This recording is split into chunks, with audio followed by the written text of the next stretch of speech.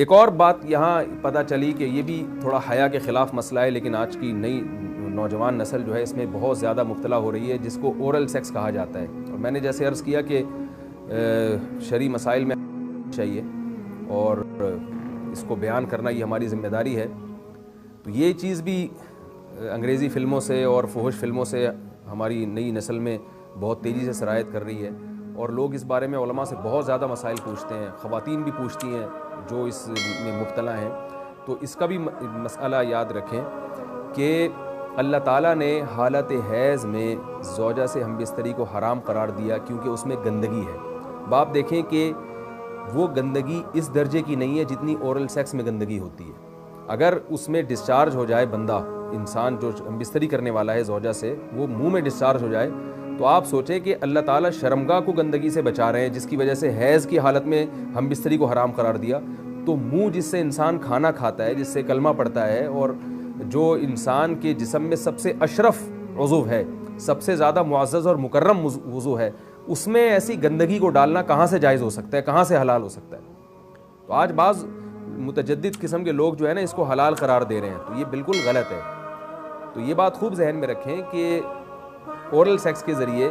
اپنی خواہش کو پورا کرنا اس طور پر کہ ڈسچارج ہو جائے انسان عورت کے منہ میں، بیوی کے منہ میں، یہ بالکل حرام ہے، بالکل ناجائز ہے، کیونکہ منی ایک غلیظ اور ناپاک اور گندگی ہے اور ناپاک اور نجس چیز ہے۔ بعض حضرات یہ کہتے ہیں کہ منی پاک ہے، مگر یاد رکھیں منی کے پاک ہونے کے دلائل مضبوط نہیں ہیں، منی کے ناپاک ہونے کے دلائل بہت مضبوط ہیں۔ سب سے پہلی دلیل قرآن مجید میں آتا ہے الم نخلقکم من ماء مہین، ہم نے تمہیں غلیظ اور پلید پانی سے پیدا کیا ہے، ذلیل پانی سے پیدا کیا ہے۔ تو اس میں بھی اشارہ ہے کہ منی ناپاک چیز ہے۔ دوسری بات یہ کہ حدیث میں آتا ہے کہ کنت افرق المنی من ثوب رسول اللہ صلی اللہ علیہ وسلم ثم یصلی فیہ۔ حضرت عائشہ رضی اللہ تعالیٰ عنہ فرماتی ہیں کہ رسول اللہ صلی اللہ علیہ وسلم کے کپڑوں پر اگر منی لگی ہوتی تھی، صحیح بخاری کی حدیث ہے، میں اس کو کھرچ کے صاف کرتی تھی، پھر آپ صلی اللہ علیہ وسلم اس میں نماز پڑھا کرتے تھے۔ اب بعض حضرات نے یہاں سے استدلال کیا ہے کہ منی اگر ناپاک ہوتی تو حضرت عائشہ اس کو دھوتی، کھرچ کے صاف کرنا اس کی علامت ہے کہ منی پاک ہے، لیکن یہ بات غلط ہے۔ اگر منی پاک ہوتی تو حضرت عائشہ کو کھرچنے کی ضرورت نہیں تھی۔ بات یہ ہے کہ وہ نجاست جس کا ایک باقاعدی جسم ہوتا ہے اور وہ کھرچ کے جسم سے یا کپڑوں سے الگ ہو سکتی ہے، تو اس نجاست کو پاک کرنے کا طریقہ یہ ہے کہ اس کو کھرچ دیا جائے۔ ناپاک تھی تبھی تو حضرت عائشہ رضی اللہ تعالیٰ عنہ اس کو باقاعدہ کھرچ رہی ہیں اور دور کر رہی ہیں۔ اور گیلی منی کو یہ ثابت ہے کہ حضرت عائشہ رضی اللہ تعالیٰ عنہ آپ صلی اللہ علیہ وسلم کے کپڑوں سے دھویا کرتی تھیں اور آپ صلی اللہ علیہ وسلم اس میں نماز پڑھا کرتے تھے۔ حضرت عمر رضی اللہ تعالیٰ عنہ کے دور میں کسی شخص کو احتلام ہوا تو اس نے اپنے پورے جو ہے نا وہ کپڑے دھوئے، تو حضرت عمر نے اس کو منع کیا، فرمایا کہ اتنا کافی تھا کہ اس جگہ کو تم دھو لیتے۔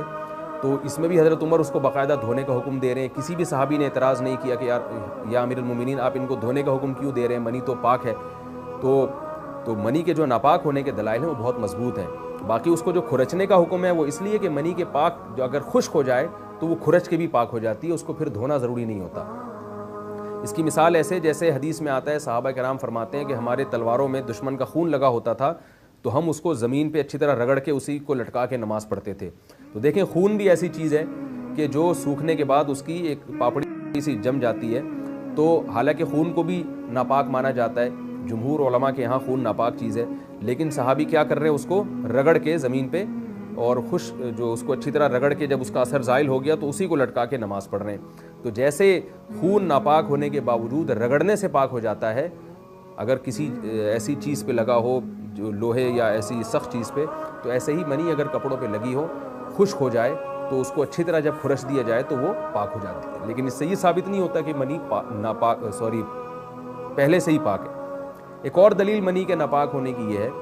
کہ جو مدی ہے، ٹرانسپیرنٹ پانی جو مرد کے جسم سے نکلتا ہے، وہ اگر جسم سے نکل جائے تو وضو فرض ہو جاتا ہے، اور منی نکل جائے تو غسل فرض ہوتا ہے۔ اب یہ کیسی بات ہے کہ مدی کے نکلنے سے جس سے وضو فرض ہو رہا ہے وہ تو ناپاک ہے، اور منی نکلنے سے جب غسل فرض ہو رہا ہے بڑی والی طہارت، اس کو ہم پاک قرار دیں۔ اس لیے امام ابو حنیفہ رحمہ اللہ تعالیٰ کا مذہب منی کے بارے میں کہ یہ نجاست غلیظہ ہے، اور امام مالک کا بھی یہی مذہب ہے، یہ مذہب بہت دلائل کے لحاظ سے قوی ہے۔ تو اس لیے عورت کے منہ میں ڈسچارج ہونا یہ بالکل حرام ہے، ناجائز ہے، گندگی ہے، اسلام میں اس کی قطعاً اجازت نہیں ہے۔